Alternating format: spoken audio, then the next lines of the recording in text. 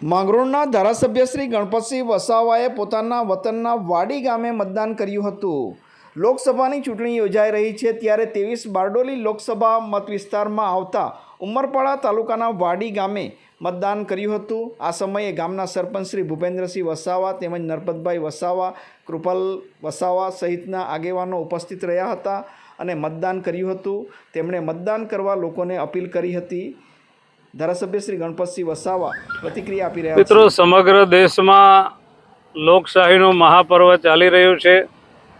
ઘણા બધા રાજ્યોની અંદર અગાઉ પહેલા 2 તબક્કામાં મતદાન થઈ ગયું છે। આજે ત્રીજા તબક્કાનું મતદાન જ્યારે ગુજરાતમાં થઈ રહ્યું છે ત્યારે તમામ મારા મતદાર ભાઈ બહેનોને વિનંતી છે કે આ મહાપર્વની અંદર આપણે સૌ પણ જોડાઈએ અને જેટલું પણ શક્ય બને એટલું વધારેમાં વધારે મતદાન કરીને આ હિન્દુસ્તાનને, આપણા દેશને પ્રગતિના પંથે હજુ પણ સૌ સાથે મળીને લઈ જઈએ।